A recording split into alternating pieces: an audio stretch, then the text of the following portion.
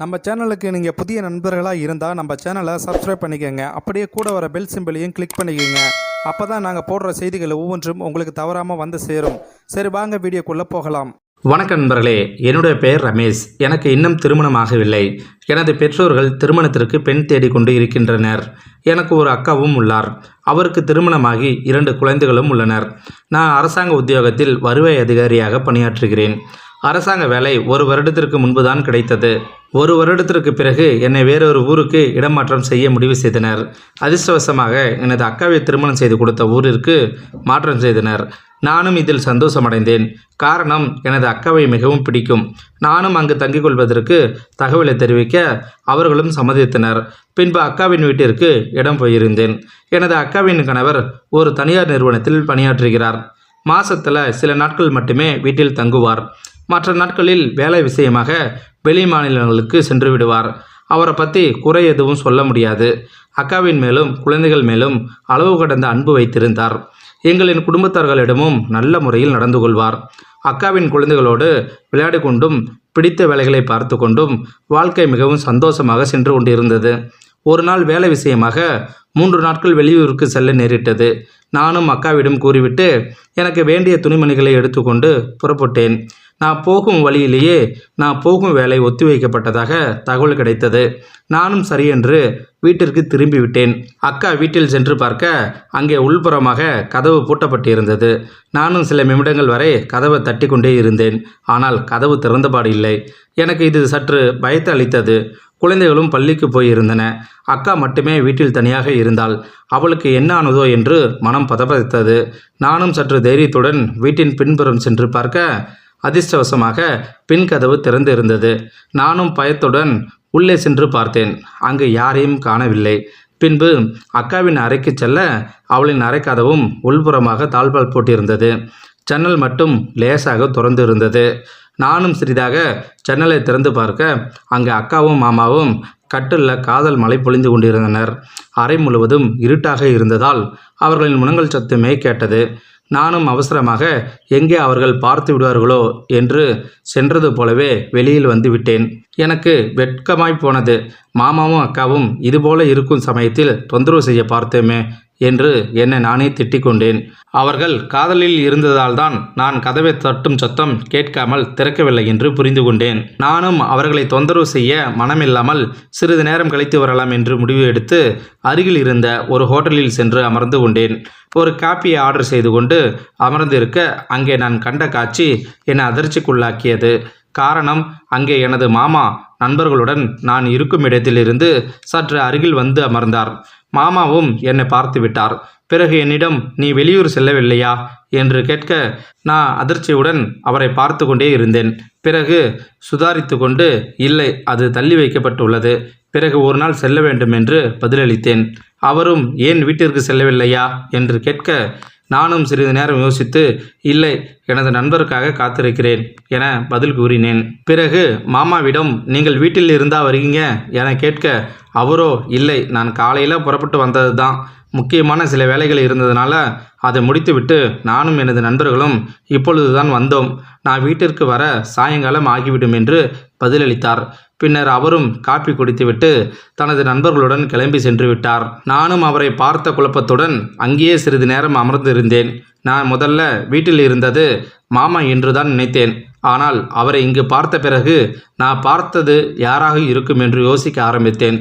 யோசித்து ஒரு கட்டத்தில் ஒருவேளை நாம தான் தவறாக பார்த்து விட்டோமோ என்று தோன்றியது. நானும் என்ன ஏதுவென்று புரியாமல் வீட்டிற்கு வந்துவிட்டேன். அங்கு அக்கா மிகவும் சாதாரணமாகவே இருந்தாள். என்னை பார்த்தவுடன் நீ வெளியூருக்கு செல்லவில்லையா என்று கேட்க நானும் அது தள்ளி வைக்கப்பட்டுள்ளது என்று பதிலளித்தேன். பின்பு அக்காவிடம் மாமா வீட்டிற்கு வந்தாரா என கேட்டேன். அதற்கு அவள் இந்த நேரங்களில் எல்லாம் வரமாட்டார், காலையில் சென்றால் மாலையில் தான் வீடு திரும்புவார். அது மட்டுமல்லாதது, மாதத்தில் பாதி நாட்கள் வெளியூரிலே கழித்து விடுவார் என்று ஆதங்கத்துடன் பதில் கூறினாள். நானும் அவளிடம் அது பற்றி கேட்க மனமில்லாமல் அமைதியாகிவிட்டேன். ஆனாலும் அக்காவை சற்று கவனிக்கவும் செய்தேன். அவள் தவறு எதுவும் செய்து விடுவாளோ என்பதற்காக அல்ல, எங்கே தவறான பாதையில் சென்று விடுவாளோ என்பதற்காக. நானும் வேலை நேரங்களில் அடிக்கடி வீட்டு பக்கம் வந்துவிட்டு போவேன். சில நாட்கள் இப்படியே சென்று கொண்டிருந்தது. ஒரு நாள் அலுவலகத்தில் இருந்து வேலை விஷயமாக ஒரு ஹோட்டலுக்கு செல்ல நேர்ந்தது. அங்கே அக்காவும் நின்று கொண்டிருந்தாள். எனக்கு அதிர்ச்சியாக இருந்தது. அவளை பார்த்ததை நான் காண்பித்து கொள்ளாமல் நானும் ஒளிந்து கொண்டேன். அவள் என்னதான் செய்கிறாள் என்று பார்ப்பதற்காக. நானும் ஒளிந்து கொண்டு பார்த்திருக்க, அப்பொழுது ஒரு ஆள் அக்காவை நோக்கி வந்தான். அவனது முகத்தை பார்க்க நான் அதிர்ச்சி அடைந்தேன். காரணம், அவன் என் அக்காவோடு படித்த குமார். அவனை ஏற்கனவே எனக்கு தெரியும். எங்களது ஊருக்கு பக்கத்து ஊருக்காரன்தான். என் அக்காவிற்கு நல்ல நண்பனாக இருந்தான். நானும் ஒருவேளை அவன் யதார்த்தமாக வந்திருக்கலாம் என்று அவர்களோடு பார்த்து கொண்டிருந்தேன். இருவரும் சிறிது பேசிவிட்டு சிறிது நேரத்தில் அங்கிருந்த ஒரு அறைக்குள் நுழைந்து விட்டனர். எனக்கு ஓரளவு புரிந்து போனது. அன்று நாம் வீட்டில் கண்ட ஆள் இவனாகத்தான் இருக்க வேண்டும் என்று. எனக்கு மிகவும் மனவேதனையாகவும் ஆத்திரமாகவும் வந்தது. காரணம், உயிரே வைத்திருக்கக்கூடிய கணவருக்கு இப்படி துரோகம் செய்கிறாளே என்று. என்னதான் அக்காவாக இருந்தாலும் அவள் செய்வது தவறுதான். இதை எப்படி அவளிடம் சொல்லி புரிய வைப்பது என்று குழம்பி போனேன். ஒருவேளை இது யதார்த்தமான சந்திப்பாக இருந்திருக்கலாம். ஆனால் ஹோட்டல் அறைக்குள் சென்றதால் அவனோடு அக்கா கள்ளக்காதலில் இருந்திருக்கிறாள் என்பதை உறுதிப்படுத்தி கொண்டேன். நானும் அவர்களுக்காக வெகு நேரம் காத்திருந்தேன். பின்பு அவர்கள் இருவரும் அறையை விட்டுவிட்டு வெளியே வந்து பிரிந்து சென்றனர். நானும் என்ன செய்வதென்று புரியாமல் அவர்கள் போவதையே ஒளிந்து நின்று பார்த்து கொண்டிருந்தேன். சிறிது நேரம் அங்கேயே இருந்துவிட்டு பின் வீட்டிற்கு வந்தேன். வீட்டில் வந்து பார்க்க அக்காவும் சாதாரணமாகவே காட்சியளித்தாள். அவளிடம் நான் ஒன்றும் பேசவில்லை. பாசத்திற்கு பதிலாக அவளை காணும் பொழுது வெறுப்பு மட்டுமே வந்தது. தனது கணவருக்கு துரோகம் செய்வதைத்தான் என்னால் தாங்கிக் கொள்ள முடியவில்லை. எனது அக்காவின் கணவர் அவளுக்கு எந்த குறையும் வைத்ததில்லை. அவள் சொல்லும் முன்பே எந்த பொருளாக இருந்தாலும் வாங்கி கொடுத்து விடுவார். அக்காவும் அப்படித்தான். கணவரின் மேலும் பாசமாக இருப்பாள். இருந்தாலும் பிறகு ஏன் இப்படி செய்கிறாள் என்பது புரியவில்லை. ஒருவேளை கட்டாயத்தின் பேரில் ஏதாவது தவறு செய்கிறாரோ என்று கூட தோன்றியது. ஆனால் அவர்கள் சிரித்து பேசி கொண்டதை பார்க்கும் பொழுது அப்படி எதுவும் இருக்க வாய்ப்பில்லை என்றும் தோன்றியது. அக்காவை பற்றி தெரிந்தால் அக்காவின் கணவர் என்ன செய்வாரோ என்றும் குழந்தைகளின் எதிர்காலம் என்ன ஆகுமோ என்றும் நினைக்கும் பொழுது பயமாக வேதனையாகவும் இருந்தது. நானும் ஒன்றும் செய்ய முடியாமல் இதை எப்படியும் தடுத்து நிறுத்தி அக்காவிற்கு புரிய வைக்க வேண்டும் என்று முடிவு எடுத்தேன். நானும் சரியான சமயத்திற்காக காத்திருந்தேன். முன்பை விட அக்காவை அதிகமாக கவனிக்கவும் ஆரம்பித்தேன்.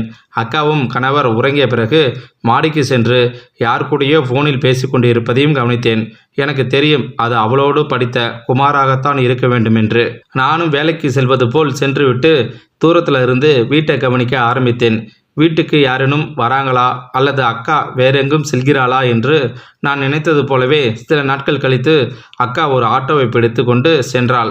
நானும் அவள் எங்கு செல்கிறாள் என்பதை பார்ப்பதற்காக அவளுக்கு தெரியாமல் பின்தொடர்ந்தேன். ஆட்டோ ஒரு உணவகத்தின் முன் நின்றது. அக்காவும் இறங்கி சென்று ஒரு டேபிளில் அமர்ந்து கொண்டாள். அவளின் முகம் சற்று பதட்டமாகவே காணப்பட்டது.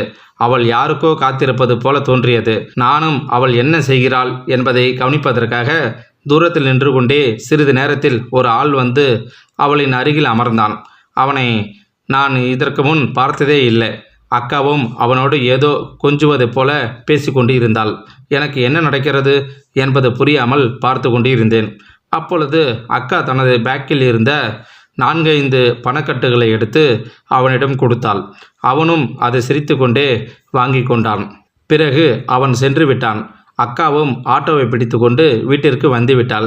இது அனைத்தும் பார்த்து கொண்டு இருந்த நான் மிகவும் குழப்பமடைந்தேன். எதற்காக அக்கா அவனுக்கு பணத்தை கொடுத்தாள் என்று யோசித்து கொண்டே நானும் வீட்டிற்கு வர அங்கே அக்காவும் கவலையாக பதட்டமாக காணப்பட்டாள்.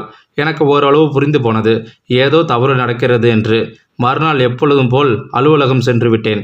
ஆனாலும் அங்கு என்னால் வேலை பார்க்க முடியவில்லை. அவன் யாராக இருக்கும், எதற்காக பணத்தை அக்கா கொடுத்தாள் என்பது யோசித்து குழம்பி போனேன். பின்பு ஒரு முடிவு எடுத்து இன்று எப்படியும் அக்காவிடம் கேட்டுவிட வேண்டும் என்று வேலையை பாதியிலேயே விட்டுவிட்டு வீட்டிற்கு வந்தேன். வீட்டிற்கு வந்து பார்க்க அங்கே கதவு உள்பக்கமாக பூட்டப்பட்டு இருந்தது. நானும் சிறிது நேரம் கதவை தட்டியும் திறக்கவில்லை. எனக்கு அன்று நடந்ததுதான் ஞாபகத்திற்கு வந்தது. எங்கே அவள் மீண்டும் அதே போல தவறாக நடந்து கொள்கிறாளோ என்று எனக்கு கோபம் தலைக்கேறியது. இன்று அவர்களை சும்மா விடக்கூடாது, அவர்களுக்கு ஒரு பாடம் கற்பிக்க வேண்டும் என்று நினைத்து பின்புறம் கதவை உடைத்து கொண்டு உள்ளே நுழைந்தேன். அங்கே பொருள்கள் அனைத்தும் சிதறி கிடந்தன. அக்காவின் அறைக்கு சென்று பார்க்க அங்கு அக்காவிடம் நேற்று பணம் வாங்கிய ஆள் அவளை கற்பழிப்பதற்காக பலவந்தப்படுத்தி கொண்டிருந்தான். நானும் கோபமாக அருகில் இருந்து கட்டையை எடுத்து அவனது பின்தலையில் ஓங்கி அடித்தேன். சிறிது நேரத்திலேயே அவனும் மயக்கமடைந்து கீழே சரிந்து விழுந்தான். அக்காவும் என்னை பார்த்ததும் அதிர்ச்சி அடைந்து நின்றுகிட்டு இருந்தாள். பிறகு சுதாரித்து கொண்டு பேச ஆரம்பித்தாள். இவன் திருடன், நமது வீட்டில் திருட வந்துள்ளான் என கூறினாள். அவள் கூறியது கேட்டதும் எனக்கு கோபம் இன்னும் அதிகமானது. அக்கா, போதும் நிறுத்து. இவன் யார் என்பது எனக்கு தெரியும். நேற்று உன்னிடம் இருந்து பணத்தை வாங்கி சென்றவன். இப்படி என்று திருடவா வருவான்? நீ ஏதோ மறைக்கிறாய். அது மட்டுமல்லாதது, குமாரோடு அன்று ஹோட்டலில் இருந்ததையும் நான் பார்த்து விட்டேன். நீ இவ்வளவு கேவலமான ஆளாக இருப்பாய் என்று நான் கனவிலும் நினைத்து பார்க்கவில்லை. இப்பொழுதாவது சொல், இது அனைத்தும் ஏன் செய்தாய் என்று. இதற்கு மேலும் மௌனமாக இருந்தால் மாமாவிடம் அனைத்தும் உண்மைகளையும் கூறிவிடுவேன் என்றேன். இதை கேட்டதும் அக்கா பதட்டமடைந்து எனது காலில் விழுந்து அழ ஆரம்பித்தாள். நானும் ஒன்றும் புரியாமல் அவளை ஆசுவாசப்படுத்தினேன். பிறகு அவளாகவே தொடர்ந்தாள். எனது கணவர் நல்லவர் என்பது உண்மைதான். என் மேலே அதிகம் பாசம் வைத்திருக்கின்றார் என்பதும் உண்மைதான். திருமணமான புதுசில் எனக்காக நிறைய நேரத்தை செலவிட்டார். என்னையும் அன்பாக பார்த்து கொண்டார். ஆனால் குழந்தைகள் பிறந்த பின்பு எங்களுக்குள் இடைவெளி சற்று அதிகமானது. எப்பொழுதும் வேலை வேலை என்று அலைய ஆரம்பித்து விட்டார். நானும் அவரிடம் பலமுறை கேட்டுக்கொண்டே எனக்காகவும் குழந்தைகளுக்காகவும் நேரத்தை ஒதுக்குங்கள் என்று. ஆனால் அவரோ, நான் சம்பாதிப்பதே உங்களுக்காகத்தான். அதை விட்டுவிட்டு உங்களோடு இருந்தால் எப்படி உங்களை சந்தோஷமாக வைத்து கொள்ள முடியும் என்பார். நானும் அவருக்கு பணத்தை விட சந்தோஷமானது நிறைய உண்டு என்பதை புரிய வைக்க முயற்சி செய்தேன். ஆனால் அவர் எதையும் கேட்கும் மனநிலையில் இல்லை. அவருக்கு பணம் என்பதே குறிக்கோளாய் போனது. நானும் அவரோடு கிடைக்காத சந்தோஷத்தை நினைத்து விரக்தியில் இருந்தேன். அப்பொழுதுதான் நமது அம்மாவிற்கு உடல்நிலை சரியில்லை என்று செய்தி வந்தது. நானும் கணவரிடம் சொல்லிவிட்டு குழந்தைகளை அழைத்து கொண்டு நமது வீட்டிற்கு வந்தேன். அப்பொழுது நீ வெளியூரில் படித்து கொண்டிருந்தாய். அப்பொழுதுதான் குமாரை எதர்ச்சையாக காண நேர்ந்தது. அவனோடு பேசியது சற்று மன நிம்மதியாகவும் இருந்தது. அவனும் நமது வீட்டிற்கு 2-3 முறை வந்து எனது குழந்தைகளோடு விளையாடி கொண்டிருந்தான். இது எனக்கும் குழந்தைகளுக்கும் மகிழ்ச்சியாக இருந்தது. அவனோடு ஃபோனில் வெகு நேரமாக பேச தொடங்கினேன். எனக்கு ஏனோ தெரியவில்லை, அவனை பிடித்து போனது. அதற்கு காரணம் என் கணவர்தான். அவர் என்னிடமும் குழந்தைகளிடமும் காட்டாத பாசத்தை குமார் காட்டுவதாக உணர்ந்தேன். பிறகு ஒரு நாள் அவனது நண்பனின் வீட்டிற்கு வரச் சொல்லி அழைத்தான். நானும் முதல்ல தயங்கினேன். ஆனால் அவன் மேல் வைத்த நம்பிக்கை என் கண்களை மறைத்துவிட்டது. பிறகு அவனை பார்ப்பதற்காக அவனது நண்பர்கள் வீட்டிற்கு சென்றேன். அங்கு யாரும் இல்லை, குமார் மட்டுமே இருந்தான். பின்பு சிறிது நேரம் இருவரும் பேசி கொண்டிருந்தோம். குமாரும் நான் நினைத்தது போலவே என்னை காதலிப்பதாக கூறினான். எனக்கும் உள்ளுக்குள்ள சந்தோஷமாக இருந்தாலும் அதை நான் வெளிக்காட்டி கொள்ளாமல் மௌனமாக இருந்தேன். எனது மௌனத்தையே அவன் சம்மதமாக எடுத்துக்கொண்டான். பின்பு அவன் நெருங்கி வர நான் மறுப்பு எதுவும் சொல்லவில்லை. அன்று எங்களுக்குள் அந்த வீட்டிலேயே ஏதேதோ நடந்துவிட்டது. அனைத்தும் முடிந்த பின்னர் தான் தெரிந்தது அது தவறு என்று. ஆனாலும் குமாரின் மேல் கொண்ட மோகம் என் கண்களை மறைத்துவிட்டது. சில நாட்களிலே நான் வீட்டிற்கு வந்துவிட்டேன். அதன் பிறகு எனது கணவர் இல்லாத சமயத்தை பயன்படுத்தி கொண்டு அவனுக்கு தகவல் கொடுப்பேன். அவனும் அடிக்கடி வந்து போவான். அதுவரை எந்த பிரச்சனையும் இல்லாமல் போய்கொண்டிருந்தது. சில நாட்கள் கழித்து என் கணவருக்கும் குழந்தைகளுக்கும் இது பற்றி தெரிந்தால் என்னவாகும் என்று நினைத்து நான் செய்யும் தவறை புரிந்து கொண்டேன். நமக்காக இல்லாவிட்டாலும் நமது குழந்தைகளுக்காக நல்லபடியாக வாழலாம் என்று முடிவெடுத்தேன். அதன்படி ஒரு நாள் குமாரையும் அழைத்து, உன்னோடு இனி எந்த உறவும் வைத்து கொள்ளப் போவதில்லை. நான் என் கணவருக்கு மனைவியாகவே வாழ்வதற்கு ஆசைப்படுகிறேன். என்னை மறந்துவிட்டு நீ திருமணம் செய்து கொள் என்று கூறி அனுப்பினேன். குமாரும் இனிமேல் நான் உன்னை சந்திக்க மாட்டேன் என்று சத்தியம் செய்துவிட்டு சென்றான். சில நாட்களுக்கு பிறகு ஒரு புதிய நம்பரில் இருந்து ஒரு வீடியோ வந்தது. அதை பார்த்ததும் நான் அதிர்ச்சி அடைந்தேன். காரணம், நானும் குமாரும் குமாரின் நண்பரின் வீட்டில் ஒன்றாக இருந்த வீடியோ. அதை பார்த்ததும் என்ன செய்வதென்று தெரியாமல் அழுது கொண்டிருந்தேன். பிறகு அதே நம்பரில் இருந்து அழைப்பும் வந்தது. எதிரே பேசியவன் தன்னை குமாரின் நண்பன் என்று அறிமுகம் செய்து கொண்டான். நாங்கள் ஒன்றாக இருந்த வீடும் தன்னுடையதுதான் என்றான். பிறகு அவனாகவே இந்த வீடியோவை நான் தான் ரகசியமாக படம் எடுத்தேன். இதை பற்றி குமாரிடமோ அல்லது வேறு யாரிடமோ கூறக்கூடாது.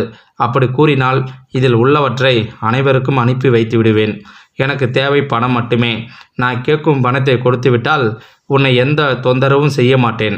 நானும் எனது வழியில் சென்று விடுவேன். வீணாக யோசித்து உனது மானத்தை இழந்து விடாதே. நன்றாக யோசித்து ஒரு முடிவெடு. நான் நாளை ஃபோன் செய்கிறேன் என்று கூறிவிட்டு வைத்து விட்டான். எனக்கு அவன் கூறியது பயமாகி போனது. இதை பற்றி குமாரிடம் கூறலாம் என்றாலும் அதற்கு பயம் வந்தது. பின்பு நானாகவே அவனிடம் பணத்தை கொடுக்கலாம் என்று முடிவு செய்தேன். மறுநாள் அவனும் ஃபோன் செய்தான். நானும் பணத்தை கொடுப்பதற்கு சம்மதித்தேன். பிறகுதான் அந்த உணவகத்தில் பணத்தை கொடுத்துவிட்டு வந்தேன். நானும் இனிமேல் அவன் தொந்தரவு செய்ய மாட்டான் என்று தான் நினைத்தேன். ஆனால் பணத்தை வாங்கியவன் சொன்னது போலவே நடந்து கொள்ளவில்லை. எப்படியோ வீட்டை தெரிந்து கொண்டு நீ பணத்தை கொடுத்தது சந்தோஷம்தான். ஆனால் ஒரே ஒரு முறை குமாரோடு இருந்தது போலவே என்னோடும் சந்தோஷமாக இருக்க வேண்டும் என்று வற்புறுத்தினான். அதற்கு நான் சம்மதிக்கவில்லை. அதனால தான் என்னை பலவந்தப்படுத்தினான். நான் நல்ல வேலையாக நீயே வந்து என் மானத்தை காப்பாற்றி விட்டாய்.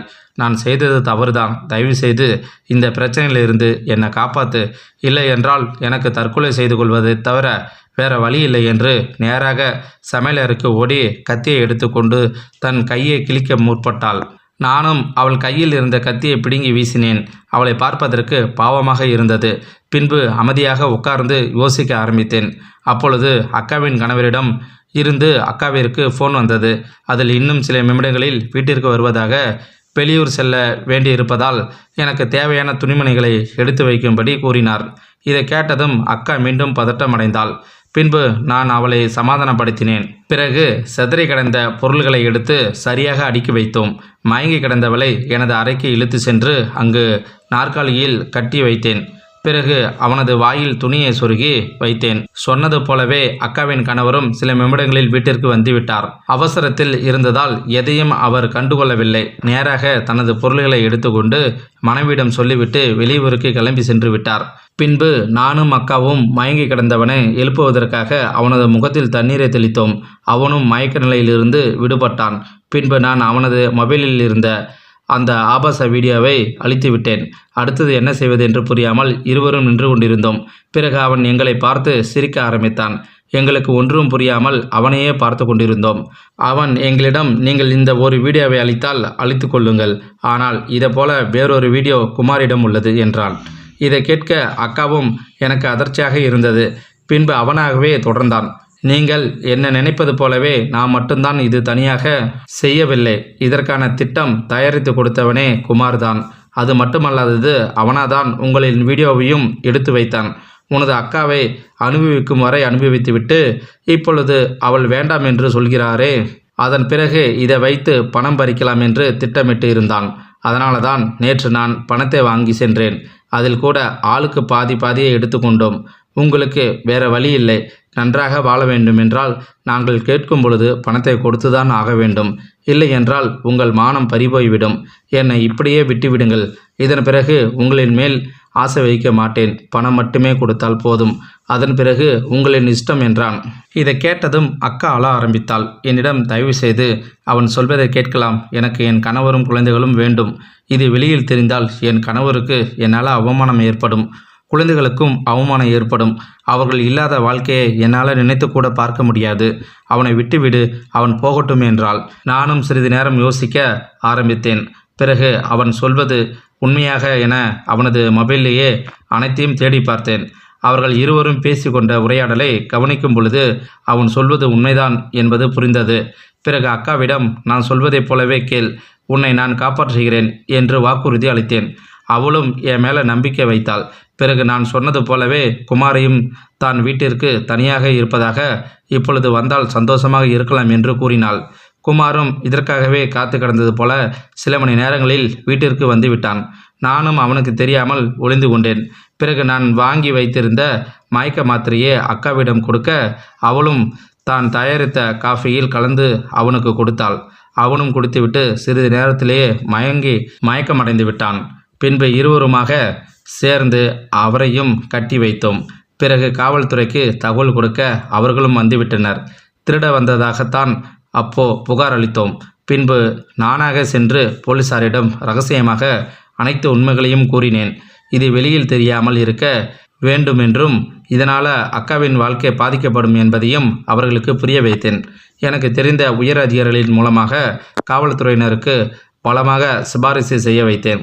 அதனால் காவல்துறையினரும் நான் சொல்வதை கேட்க ஆரம்பித்தனர்.